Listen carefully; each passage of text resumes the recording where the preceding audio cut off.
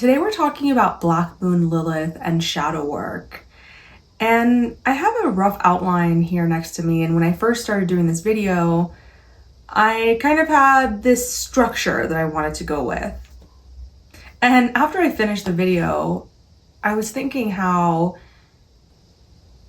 structure, external structure, is not Lilith. The only structure that Lilith abides by is the one that she creates for herself. It's the one that fits all of her.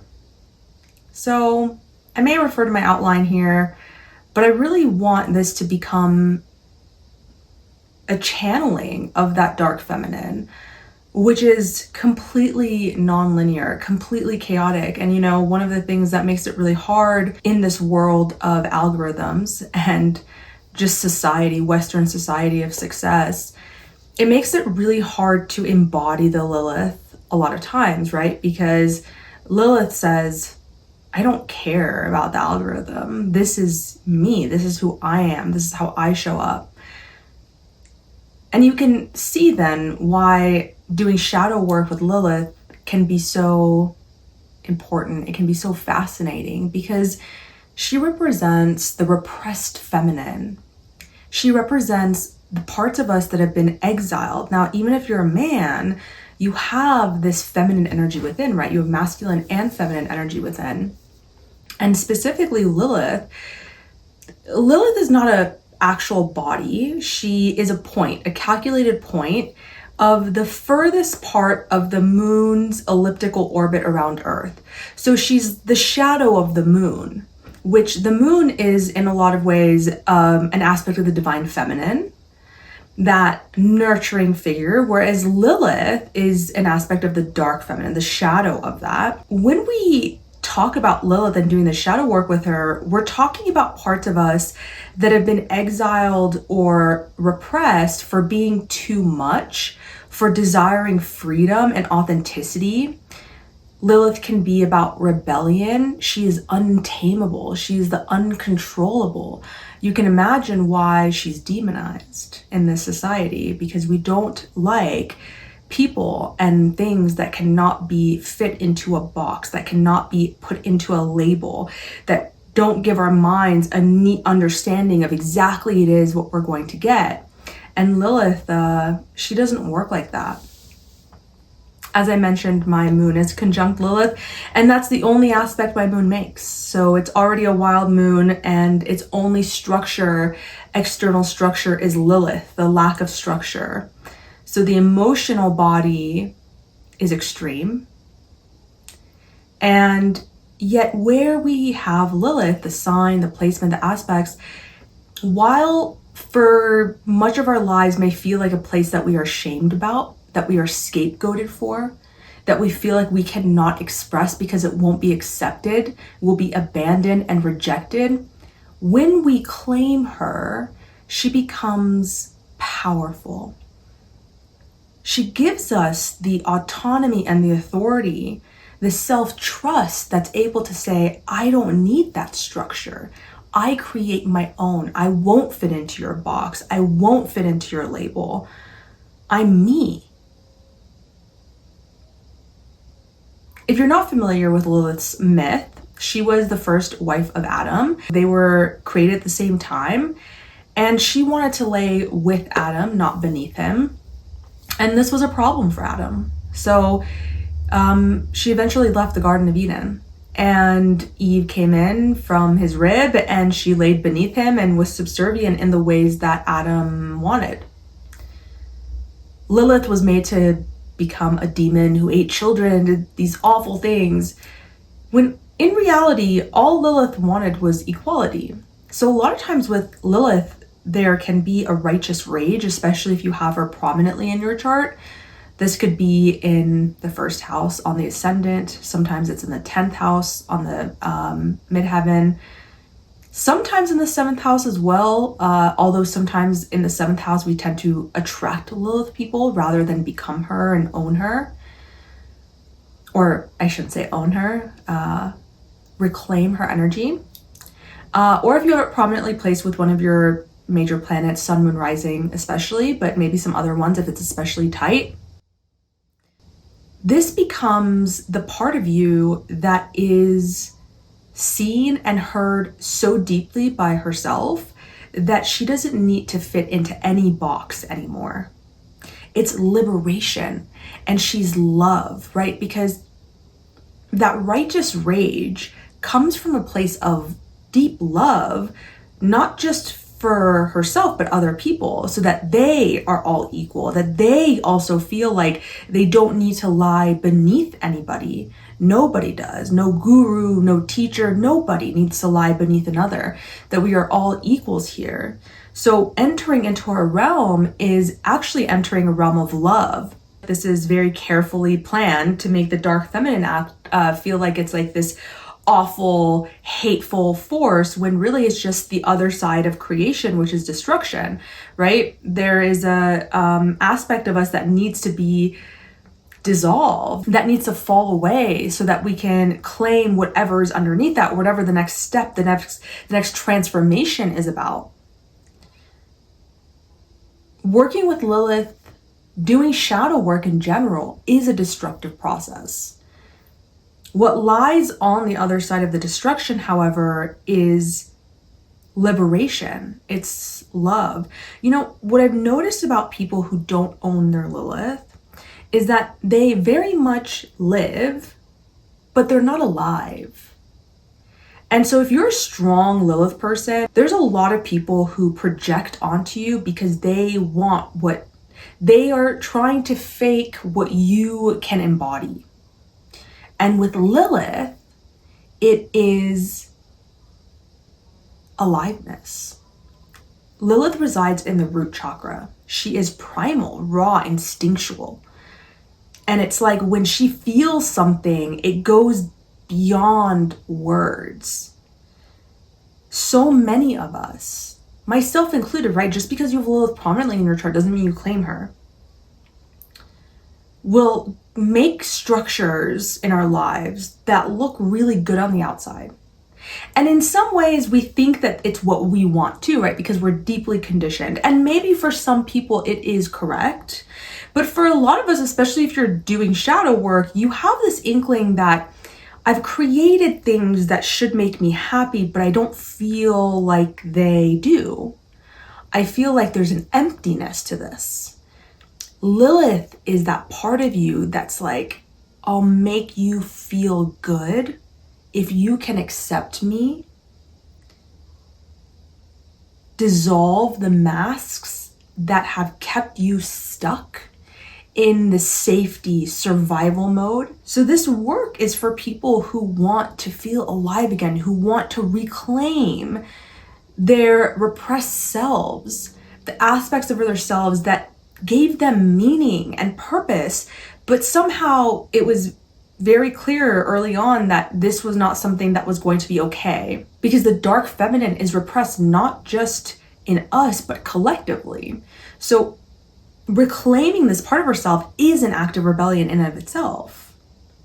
And when Lilith comes and she brings that autonomy, it does truly change your life. When you can tap into that energy, you start making your rules. You start giving yourself the discipline and the consistency that feels good to you.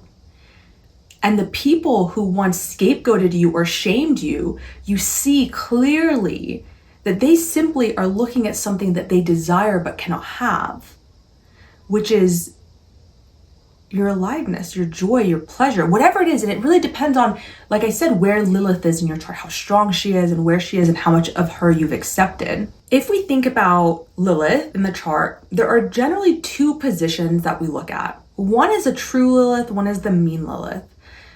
Mean Lilith, well, let's talk about true Lilith first. Lilith actually is sort of erratic, which kind of makes sense given what she represents.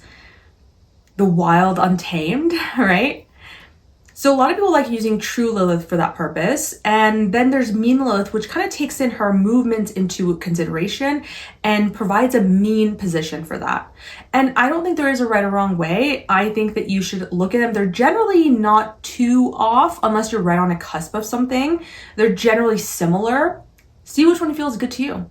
I want to just give a couple of examples of how Lilith can show up in our charts. And so that you can understand how this energy can show up in your life. So if we even think about, let's say, like Lilith in Virgo, Lilith in Virgo can be an energy that is very self-editing. It resides very much in the mind and not so much in the body, and therefore it can be overly analytical about everything. A lot of times, actually, because Virgo is the Virgin, there can be a purity or like some sort of you growing up in a society or a community that was very pure. And so you had to do the right thing, behave the right way. And so it actually creates a lot of mental tension to like, is this the right thing? Is this? And then that translates to tension in the body. And many people with Lilith and Virgo have completely abandoned the body and they don't feel safe going into the body. So of course, all of the shadow work that I do, or I should say most of it, brings in the somatics regardless, but especially for Lilith and earth signs, this is really, really important to learn how to work with the body while working with Lilith. When Lilith is reclaimed in these people, it can give very healer energy, because Virgo is a healer, yes, but oftentimes when Lilith is here, there can be a fixing energy, like I'm productive, I can fix something, but otherwise I can't do anything. But the opposite of this in Pisces is the healer. And these people can become the people who just make you feel really good to be around because they feel safe. They feel like you can feel their compassion. And they can reclaim their bodies and actually become masters of the mind-body connection. For example, if you have Lilith in the 10th house, a very visible place, this is often a placement in which you can come off as very bossy, and you might have a lot of struggles with authority because the 10th house is bosses. Especially if you're a woman, you can come off quite strong, but even as a man, and you may reject this part of yourself and hide from the limelight and be in supportive roles because there's such a deep fear of being exiled, of being abandoned by the public. This is a very public place to have Lilith. We can dim our own light, become more in the shadows, and feel like that's okay, but you can feel inside of you a great power. And oftentimes, the thing about Lilith and all the shadows is that we generally, when we repress it, we can't see that energy in ourselves, but other people can.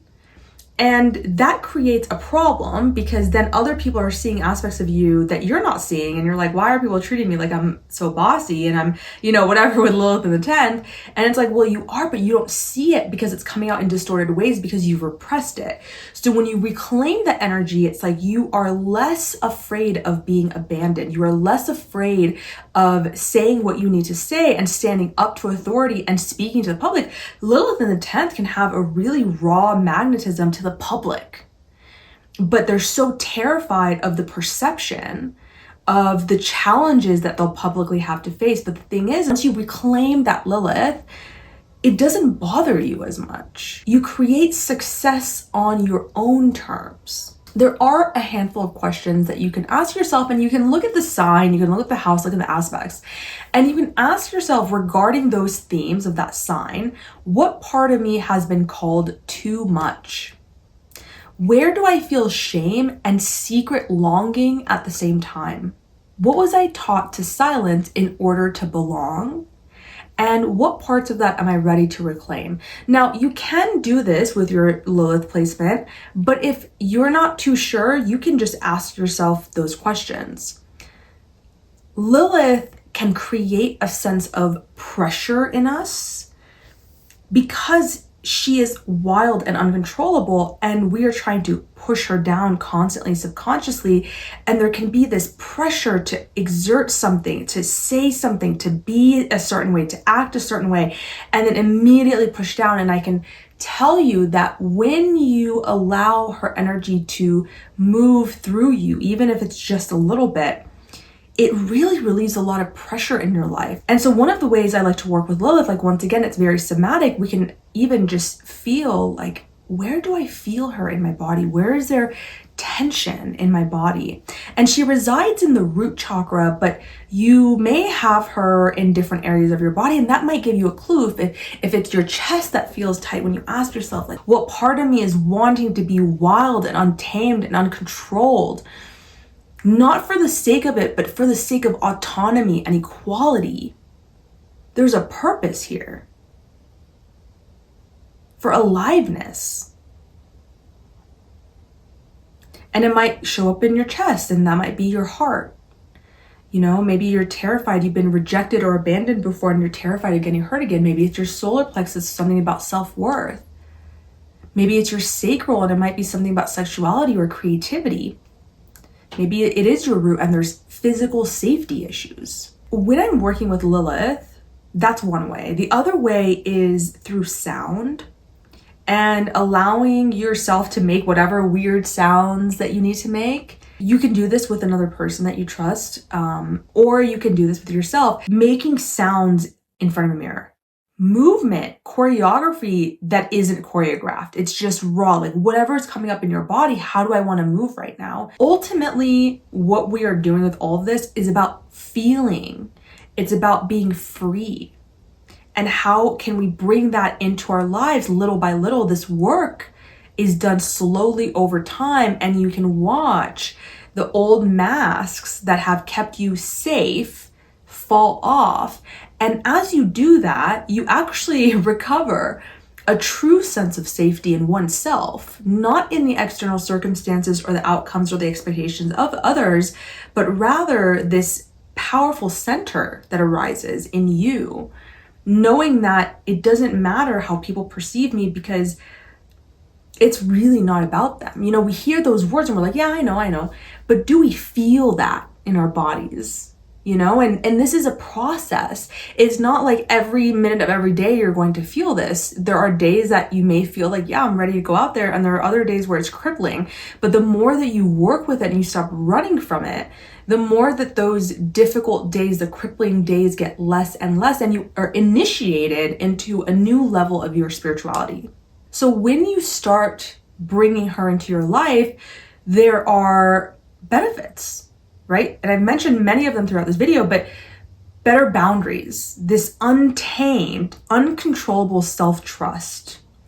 It can even be raw magnetism and creativity and an enhanced feeling of aliveness and even possibly sexuality, if that's what you want or that's what comes through you, right? There are certain signs that possibly have more to do with that. But I think for me, what I feel the most is that raw love.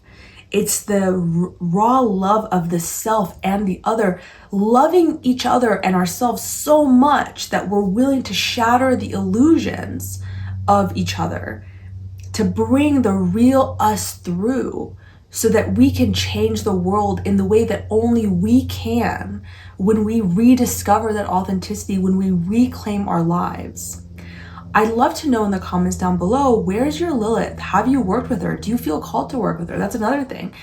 You know, this work with the dark feminine, it should call to you. And if it doesn't, that's okay. It's just not the time. But there is no rush. When you're ready, you will have that instinct.